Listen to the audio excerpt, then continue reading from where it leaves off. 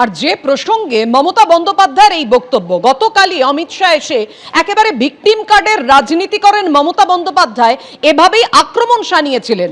অমিত শাহ যে কথা বলেছিলেন, এই ভিকটিম কার্ডের রাজনীতি প্রসঙ্গে যে কখনো তিনি ব্যান্ডেজ পরে ঘুরে বেড়ান, কখনো তিনি পায়ে চোট পান, এই বলে আক্রমণ শানিয়েছিলেন অমিত শাহ। কখনো নির্বাচন কমিশনের সামনে বেচারা সেজে নির্বাচন কমিশনকে গালিগালাজ করেন। কিন্তু মমতা দিদি, আমি আপনাকে বলতে এসেছি যে আপনার এই রাজনীতি, ভিকটিম কার্ডের রাজনীতি, বাংলার জনগণ এখন ভালো করে বুঝে গেছে। গতকাল মমতা বন্দ্যোপাধ্যায়কে নিশানা করে অমিত শাহ ঠিক কি বলেছিলেন। मित्रों, ममता दीदी ने हमेशा विक्टिम कार्ड का पॉलिटिक्स खेला है। कभी पैर तुड़वा लेती हैं, कभी सिर पर पट्टी बंधवा देती हैं, कभी बीमार हो जाती है, और कभी चुनाव आयोग के सामने बेचारा बनकर चुनाव आयोग को गालियां निकालती। मगर ममता दीदी, मैं आपको बताने आया हूं कि आपकी ये राजनीति को, विक्टिम कार्ड की पॉलिटिक्स को बंगाल की जनता अब बहुत अच्छे तरीके से समझ गई। चुनाव आयोग जैसी संवैधानिक संस्था पर गाली गलौज करना ये बंगाल की संस्कृति को शोभा नहीं दे। গতকাল কেন্দ্রীয় স্বরাষ্ট্রমন্ত্রী রাজ্যে এসে এভাবেই নিশানা করেছিলেন এবং জানিয়ে মমতা বন্দ্যোপাধ্যায় তিনি আজকে পাল্টা জবাব দিয়েছেন এবং তিনি প্রশ্ন তুলেছেন। তিনি অভিযোগ করছেন যে আগের বার ভোটের সময় তোমরা ইচ্ছে করে আমার পায়ে চোট দিয়েছিলে। আর কি বলছেন এর প্রসঙ্গে বিজেপি নেত্রী লকেট চট্টোপাধ্যায়, শুনুন।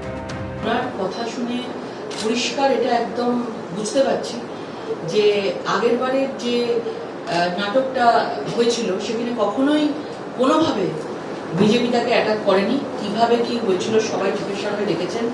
এক মাস ধরে পুরো ভোটের সময় হুইল চেয়ারে ঘোরা, এবং যেদিন ভোট হয়ে গেল, যেদিন জিতে গেল, একদম সঙ্গে সঙ্গে স্ট্রেট স্টেজে উঠে গেলেন। এটা তো কখনো সম্ভব নয়, এবং সেই নাটক সারা দেশ দেখেছে।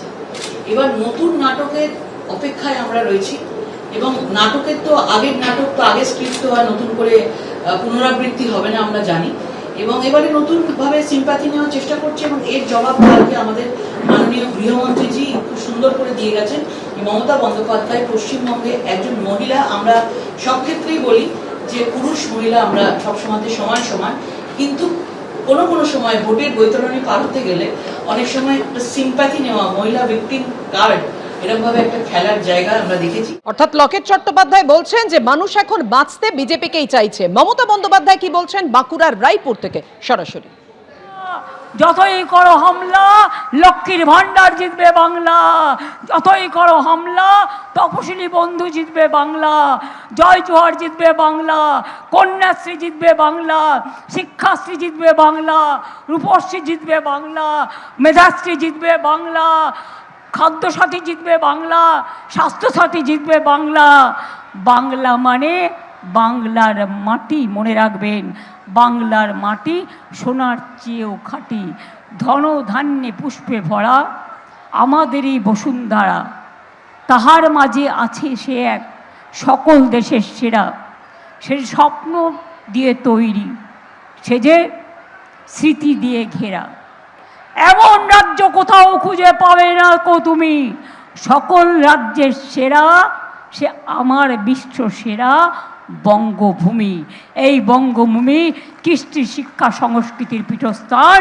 তাই বাঁকুড়ার মানুষদের বলবো, আরও এগিয়ে যান, আরও ডাক্তার তৈরি করুন, আরও ইঞ্জিনিয়ার তৈরি করুন, আরও প্রফেসর তৈরি করুন, আরও টিচার তৈরি করুন, আরও ব্যবসায় এগিয়ে যান, আরও নিজে পায়ে দাঁড়ান। মা বোনেরা, আপনার অধিকার আপনার থাকবে, এটা মাথায় রাখবেন। জয় হিন্দ, বন্দে মাতরম, জয় জোহার, খোদা হাফেজ, জয় জিনে দো, জয় জিনেন্দ্র, জয় বাংলা, জয় বাংলা, জয় বাংলা।